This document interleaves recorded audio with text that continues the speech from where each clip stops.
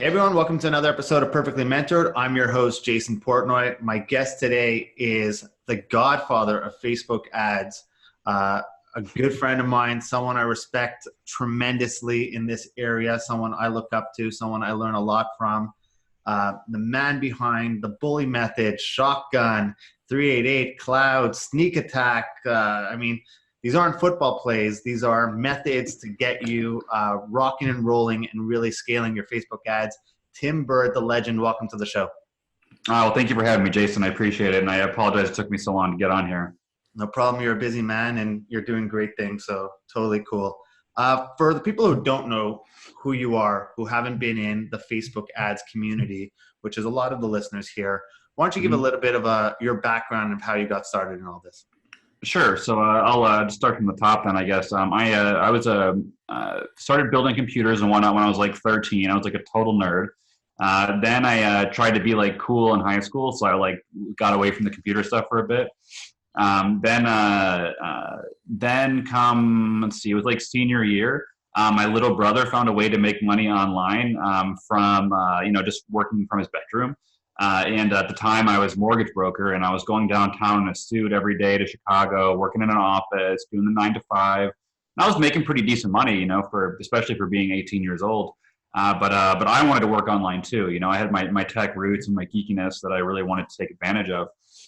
So then I started an affiliate program and was doing very well there. It was for dating sites, actually.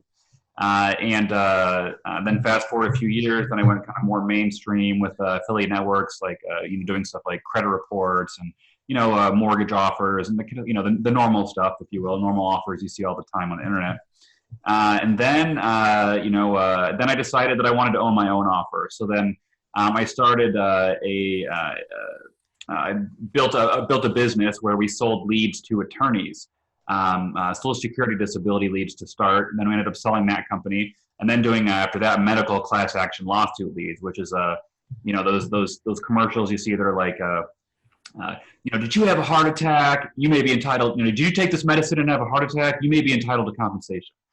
So we were the first ones to do that on Facebook. And it was just slaughterfest. We were just crushing like ridiculous ROI left and right. So then I ended up selling that business, then kind of took some time off. And meanwhile here I had started the Facebook ad buyer group to talk about Facebook ads with people, because I was running a lot of Facebook ads. I was spending like $1 million a month, of my own money too, not like client money.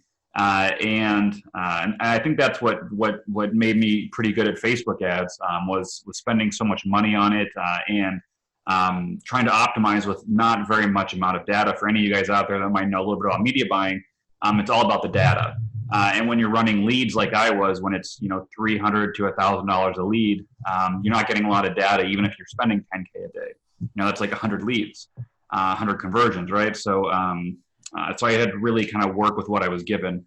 And then from there, fast forward now we're over 90,000 members in the ad buyers group. And because of that, I started an ad agency. I started Ad Leads, which is my subscription platform, and community. I speak at conventions all over the world. I hold seminars for advanced Facebook ad training, retreats where you can go and kind of meet and greet and bond and network with the industry's best. I just kind of do a little bit of everything. Got my hands in a lot of cookie jars.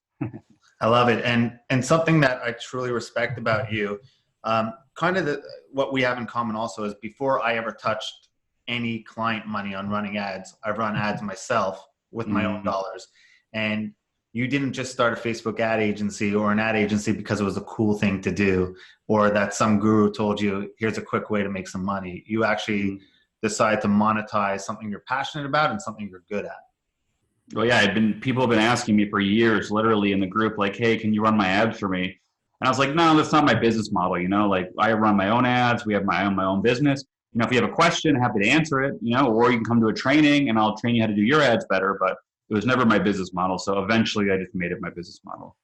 There's also a difference, and tell me if you feel the same way too. So when I was running my own ads with my own money, it made testing a lot easier for me because it was my own money. I could go test whatever I wanted. Yep. The second you take a client's money, if you're doing your job ethically, there's a moral responsibility to that. They're giving you money, whether it's 5,000, 10,000, 20,000, whatever it is.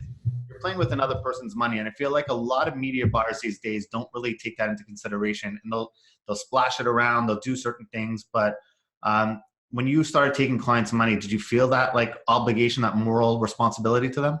Oh, absolutely. It's a whole, you want to be basically like more cautious with a client's money than you are with your own money, which is like, kind of weird, right? You'd think that you'd be more cautious with your own money because it's your money, but in reality, you're more able to take risks and try things, that you think might work, that you can't really try with client money, because then they're going to be like, what happened? And you have to explain that you tried something crazy. Yeah, exactly. But it drives me, to your point, it drives me crazy that I see in groups all the time now. It's like, hey, just landed my first client for like $10,000. What do I do? And I'm like, oh my God, are you kidding me? Like at least spend some money. Like, I don't know, like at least spend some of your own money and figure this out before you like go take client money to figure it out. Or if you want to use client money to figure stuff out, no problem. Go work for an ad agency and start as an intern or something, or a junior media buyer, and get some experience that way. But don't lie to clients, tell them that you're a really great agency, and then like go learn on their money. It's just terrible and wasteful. I talk about that a lot. I hate when I see that in groups, the 10K client, now what type of thing. It drives me insane. Because one is, I've been on the other side of the table, right? I've been a business owner that's been burnt by people before, and paid money and sold false hope or dreams. So I know what that's like. But number two, selfishly, as an agency owner, then you have clients come to you and they're all skeptical and they come in with the bias or baggage, and that's kind of polluting the industry. I was going to go there later, but I guess we could talk about this now. What are your thoughts on all these gurus rising up and offering these 10x returns guaranteed, or this is how I scale this business to 31, 40x? Yeah. I mean, I hate it. That's the easy way to put it. I'm like, I don't know. I come from a place of wanting to help people, and I've been helping people for 7 years now, just in the ad buyers group, and then go back to the affiliate marketing days where I was helping the affiliates make money too. And we're talking, I've been helping people make money online now for like 15 years almost. And a lot of great has come from it. And I've never proclaimed myself a guru. I don't want to be known as a guru. I just want to be known as someone who helps people.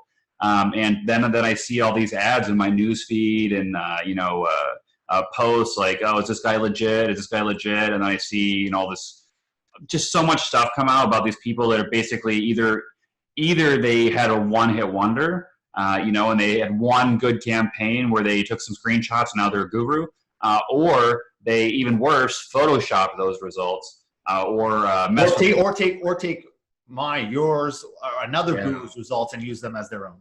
Yeah, they take like real results and then say that they're theirs, it's really bad because it's some of these people that are buying their courses or whatever are spending like their last $1,000 or whatever, their last money to learn from someone who really has no idea what they're talking about. I've just heard so much terrible advice from people that supposedly know what they're talking about that it makes me cringe, and it makes me just want to try harder to properly educate them. Yeah, and if you're proper and you're a really good media buyer, you'll know you never want to be someone's last $5,000. Right? Yeah. When people are like, when people hit me, they're like, hey, I have, $5,000 left. Should I come to your mastermind or should I like buy traffic? I'm like, buy traffic. Spend that money on traffic. Go take the Facebook Blueprint course. When you have a little bit more money to play around with, then come to a mastermind, because it's not for people that are brand new to advertising. My methods do require some cash behind you. And I don't want someone to put themselves in a bad situation. So I always try to underpromise and overdeliver. And I never want to like have someone's last $5,000 that they could have used on ads. And so they come learn all this awesome stuff at the mastermind, but they have no money to spend on ads. Exactly. And then say, stupid, so.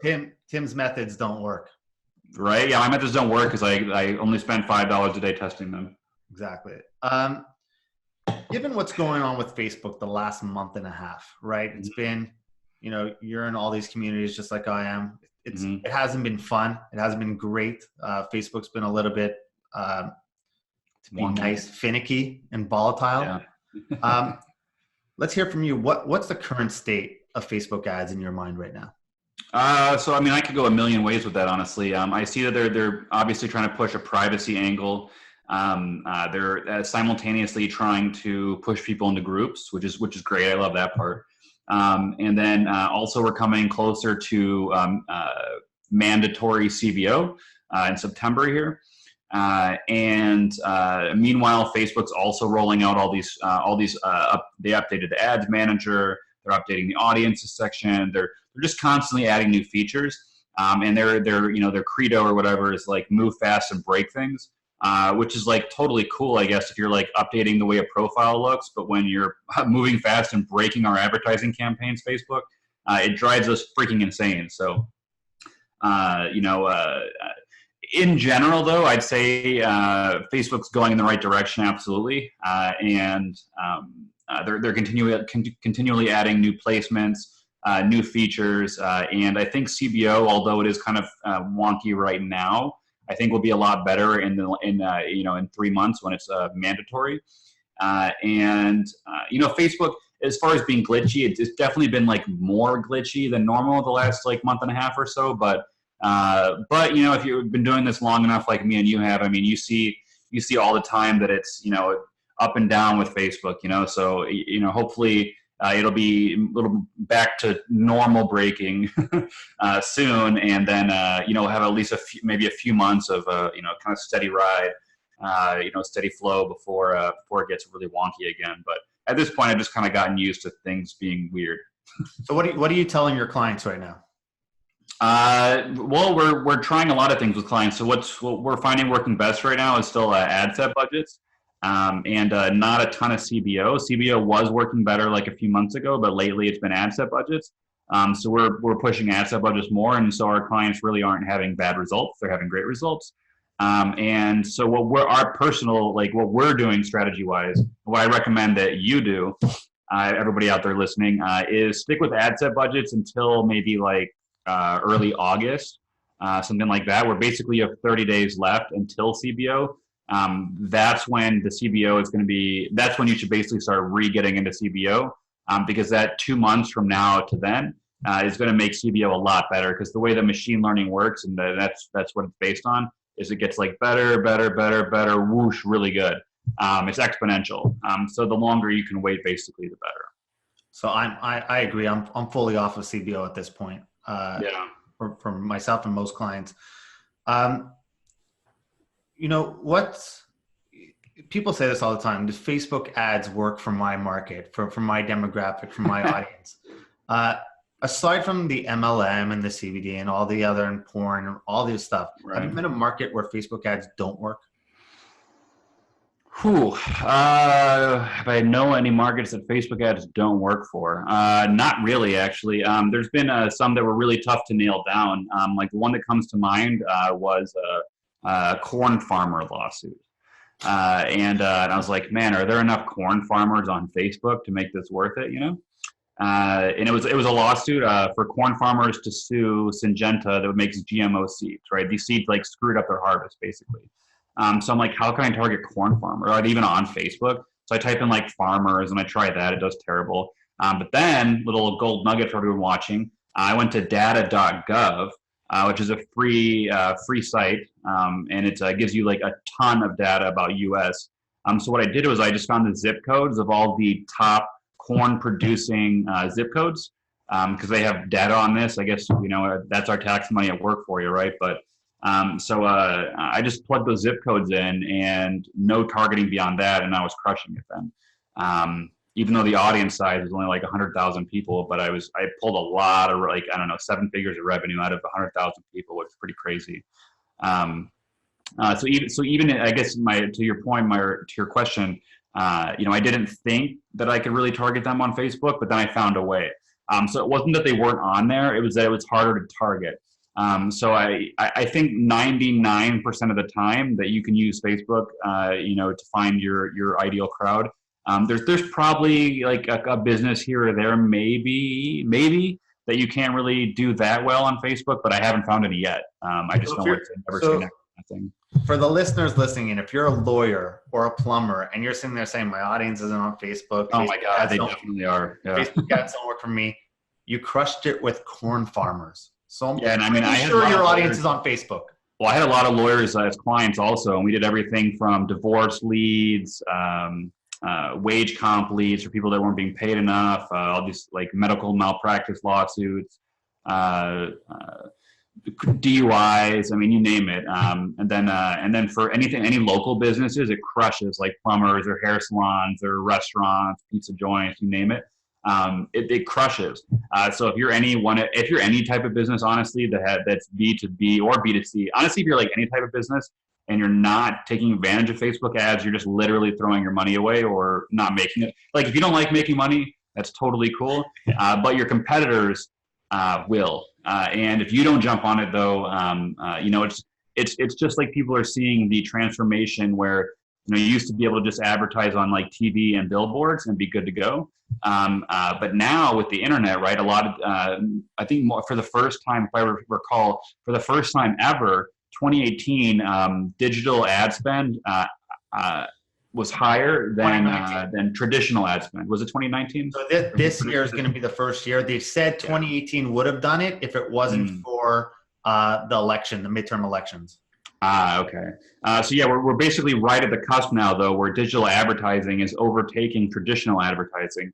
And you can see this all over the place, right? Walmart's now like struggling to keep up with Amazon. Yep. 20 years ago, people thought the internet was a fad. Now they're getting put out of business, right? So if you're not advertising on Facebook, and even if you're a local business, you could be packing your place with customers for 10 or $30 a day, like under $50 a day. Put it that way. You could be packing your place with customers and making thousands and thousands and thousands more a month. Opening up new locations, you name it, like really expanding, like I'm sure you wanted to, right? Yeah, I have this conversation all the time. Some company doing $15 million a year, no social media advertising. They sit there and say, do we need it? I sit there and say, clearly not. Like, you've done a good job, right? Like, we're not saying you need it. Your business is not going to make any money unless you do it. But are you leaving money on the table? Could you be doing 25 million? Could be doing 30 million?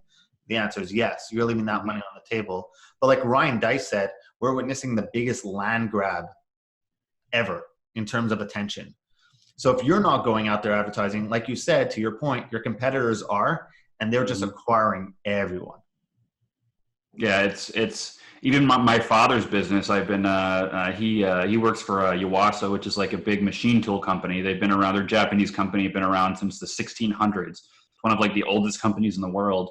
They used to make like bows and like spears and weapons and stuff like in the 1600s, and now they sell automated machinery to companies for manufacturing. And he's 7 years ago or whatever, when I first started heavily getting into Facebook ads, I was like, Dad, you really need to advertise on Facebook. Your clients are there. You need to do maybe some LinkedIn also. Like you need to hit some Google ads. You need to hit these terms. Like there's customers here. And he's like, no, like we advertise in magazines and like it's fine. We do great. I'm like, da da da.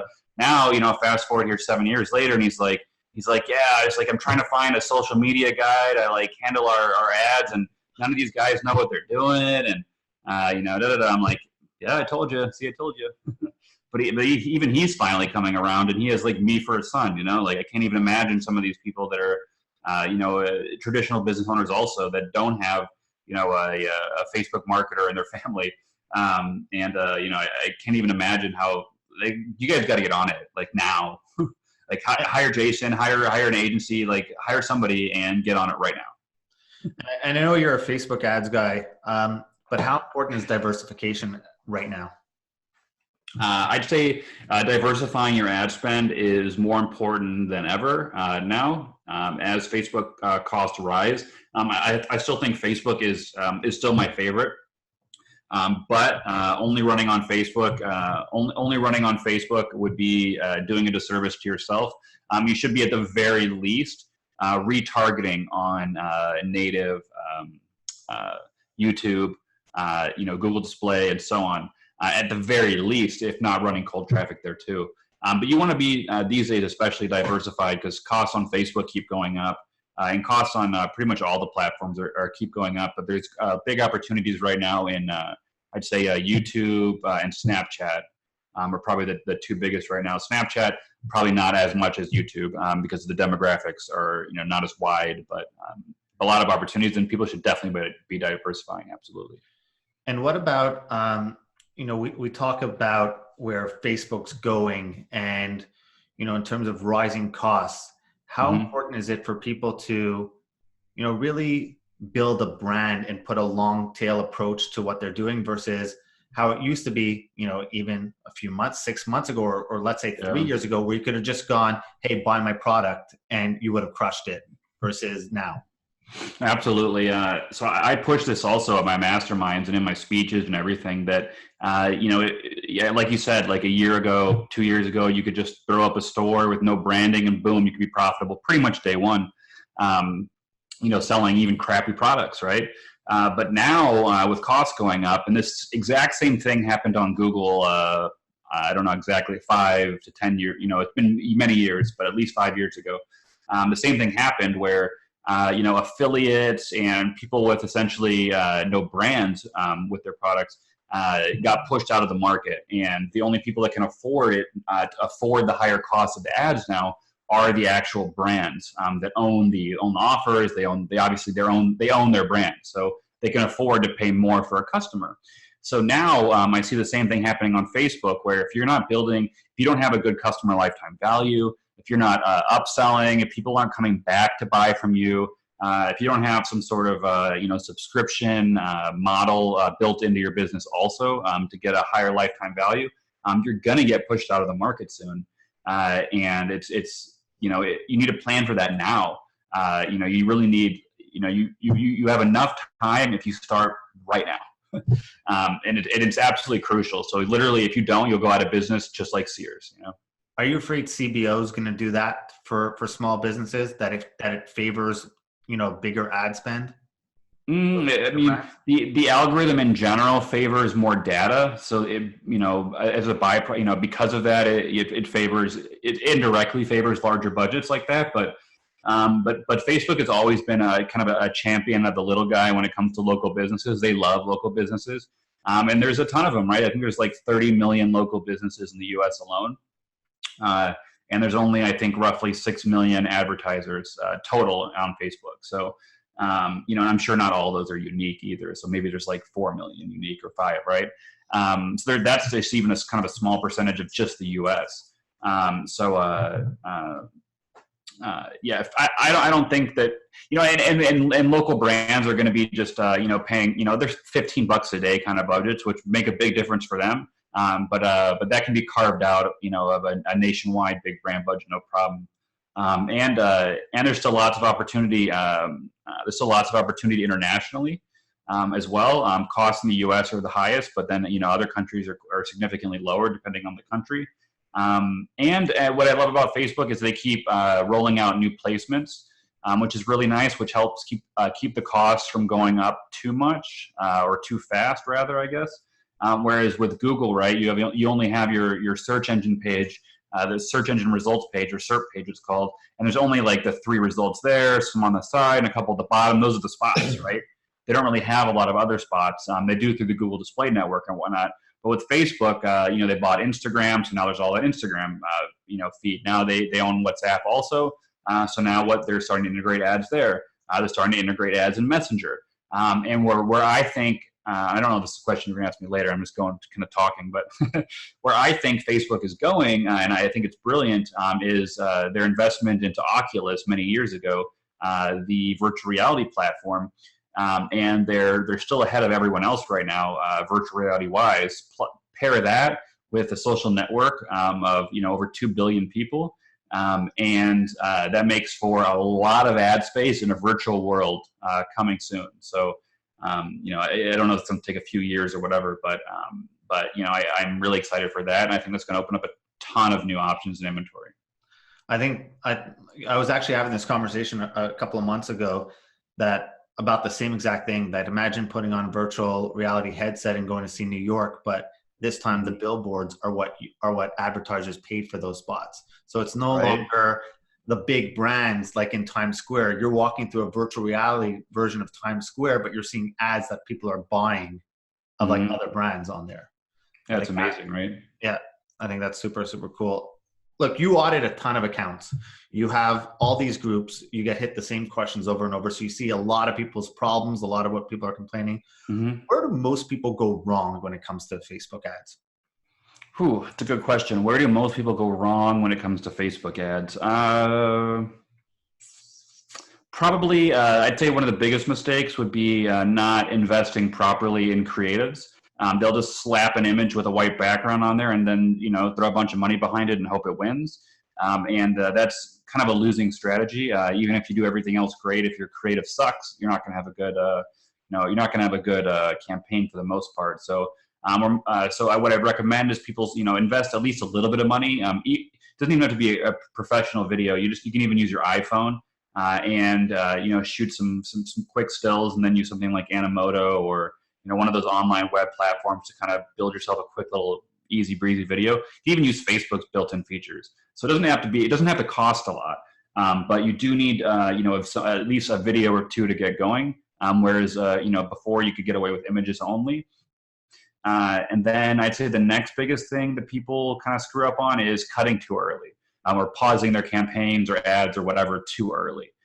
They might pause an ad or an ad set maybe after it's spent like $5 and didn't get a sale, even though they could have got a sale in the very next click, and they would have been profitable. So, you really, with machine learning and with the way algorithms work, you need data.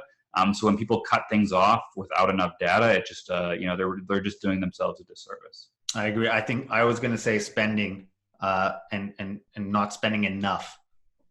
Testing or whatnot would be number one. Exactly. If you could rank in order of priority, right, from most important to least important, and nothing's least important in this list, but just in terms of priority, budget, targeting, creative, and copy. Budget, targeting, creative, and copy. Creative would be number one. Copy number two. Targeting, probably then budget, then targeting. Okay. If I had to put it to that, yeah. You can get away basically with bad targeting if you have a decent sized budget and good creatives and copy. And you can get away with low budget with a good creative and good targeting, kind of. So it's sort of like one of those, you can have 3 of the 4 basically, right? I think copy's super undervalued nowadays in terms of everything. I think you're going to see copywriters start getting paid what they're worth soon. Yeah, I've already seen actually prices for copywriters rising over the last few years. It's definitely getting more important, and it rightfully so. It's a very important part of an ad is the words, right? You've got people like me that are not copywriters, like throwing together like decently worded, a paragraph. I pass that off as ad copy, and that's good and wonderful. But as costs rise, you really need to do better, and I need to do better as well. So. Now we've started getting our ads for the agency written by copywriters and stuff, and it's definitely made a big difference. And this is why people wonder, like, why are agency fees so high? They just think that we take their creative and just throw it out there on Facebook and say, go spend. And people don't realize that, like at our agency, we do your landing pages for you, the whole funnel in some cases. We fix your store. If your store is broken and not going to convert well, we give you free consulting. We have someone all day. Nothing. I think avatar research is and research for targeting and audiences is one of the most time-consuming things. And then how to write copy to each of those audiences. What angle to do, and then typically the agents will redo someone's creative because they don't do a good job on it themselves. Yep. Then we got to put it into like 8 different formats: square, rectangle, horizontal to get it everywhere. Then you got to set up retargeting pixels, and you got to do multivariate testing.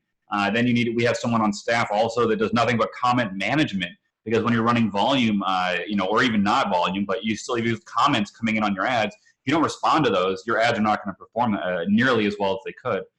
So there's a ton of associated costs with running an agency that people just don't see or they don't realize, when they're the brand owner, and that's fine. That's not their job, right? Yeah. They just need to go to someone reputable, such as yourself, and make sure they're not getting ripped off.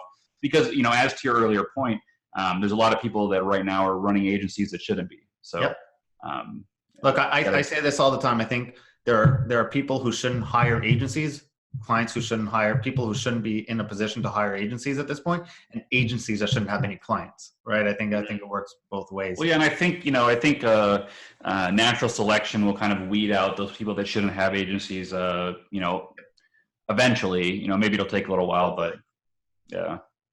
And then you'll get the clients who are like a day before, like 6 a.m. be like on a Sunday, be like, "Hey, we want to launch a flash sale today. Let's launch."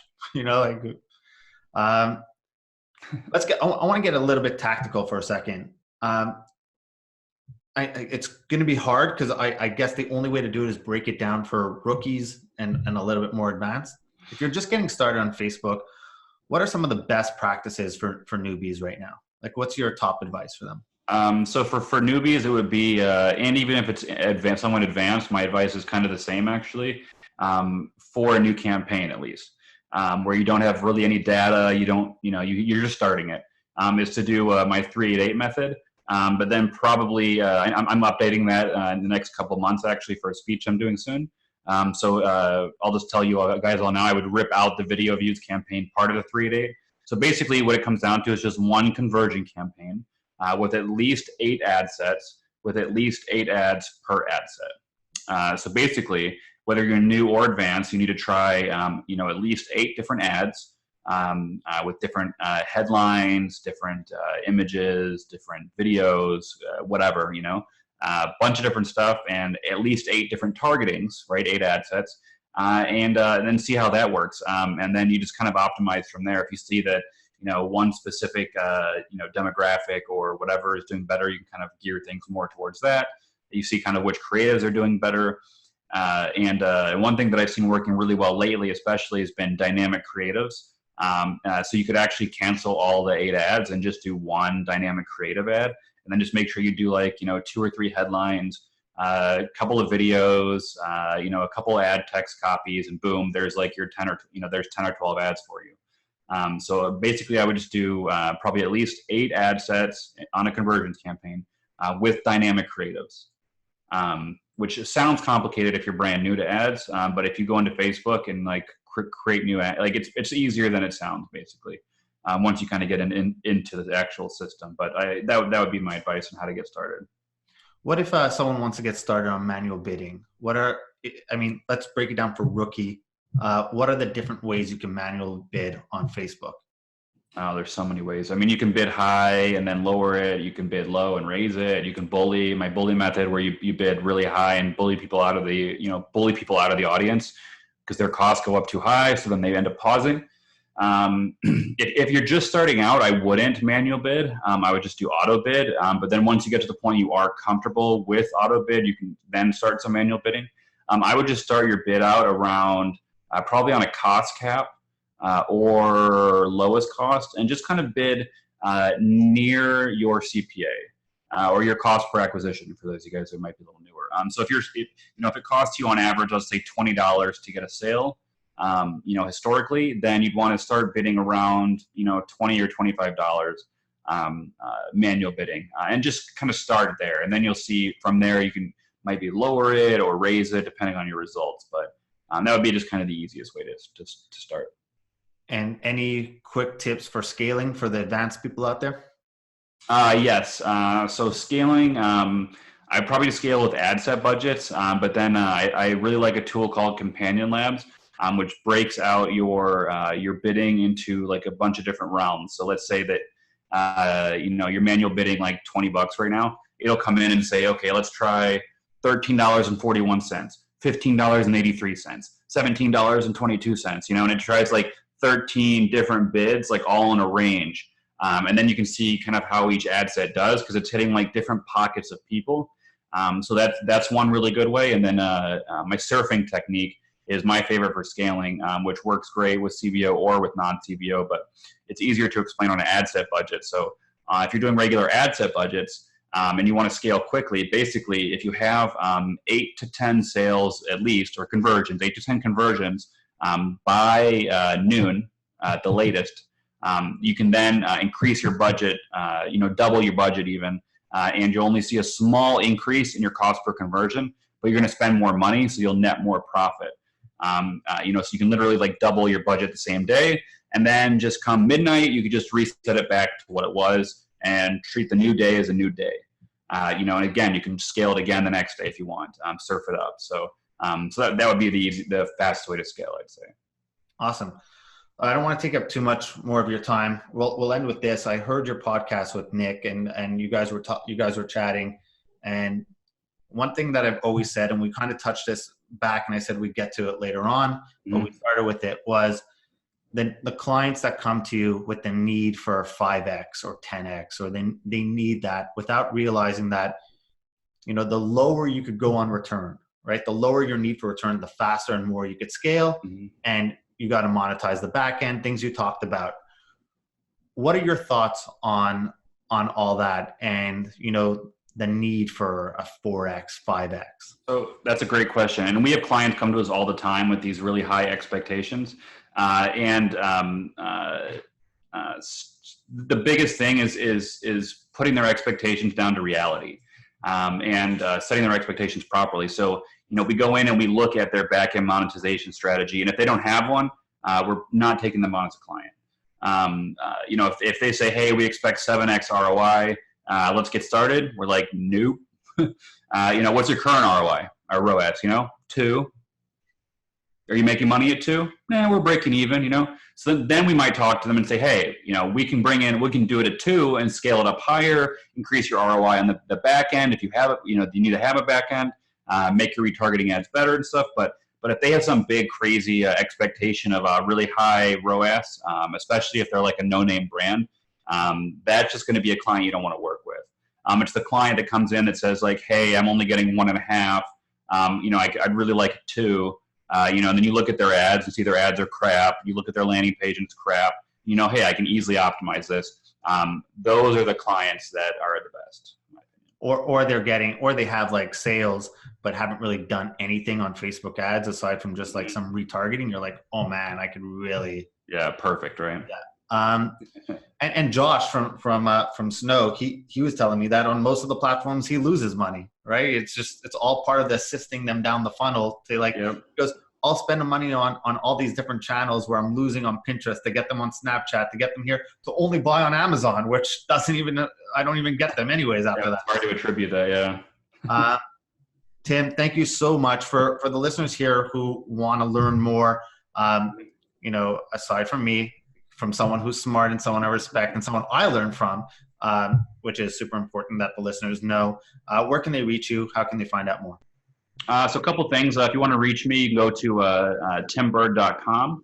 And there's where I have all my masterminds, retreats, speeches, etc.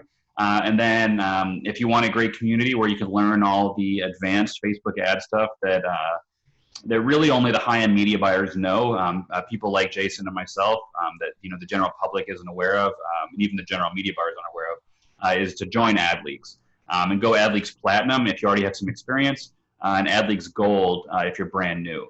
You just go to joinadleaks.com, and then there's a community in there. We have over like 100 little mini courses and tutorials on everything from conversion rate optimization to setting up a Shopify store, setting up a Pixel, how to look at your data, literally like almost, multivariate testing. Pretty much like anything you could want to know is like already in there, and then you can also ask questions and get answers from a lot of experts. So that'd be the 2 best ways to get a hold of me.